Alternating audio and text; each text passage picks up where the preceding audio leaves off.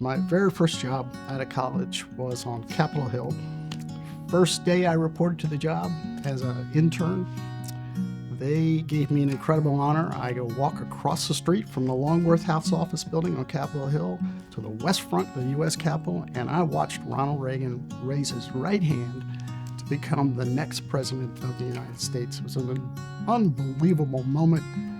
It's the first time in my life I felt I am part of history. This is a big deal and something I'll never forget. And I worked on the Hill for 8 years during the entire Reagan administration, and much of what I did was support proposed projects, etc., for Reagan's Peace Through Strength initiative, strengthening our country's national defense. That guy walked in a room. He walked in a room.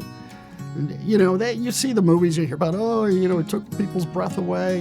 It's not really real for most situations. But in Ronald Reagan's case, believe me, it was the real deal. He's just the quintessential American patriot.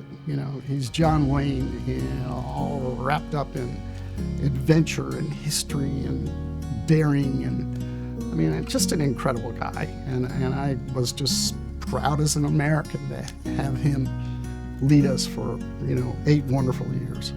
Nancy Reagan was the magic ingredient behind Ronald Reagan's success. And I have no doubt about that, having worked for her for years. And she was an incredibly smart, diligent, hardworking First Lady, and she brought that with her to the Reagan Foundation. And I knew how important it was to make sure things got done right when she would call.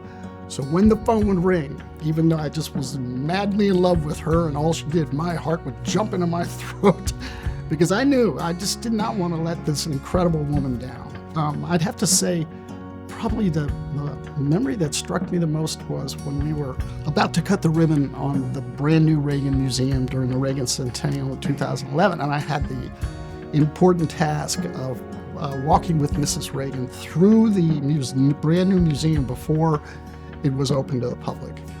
And it was just like a history tour.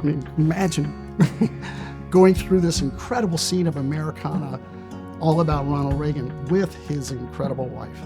And she told me stories, things you're never going to read in a history book, about her husband and what a genuinely incredible person he was. One time I had a lunch with her, and I had just read the Reagan diaries.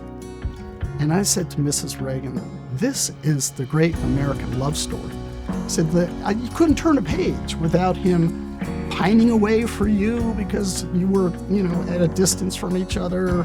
She told me when I said it was a love story, she said, you're absolutely right. It really was. It was the greatest love story.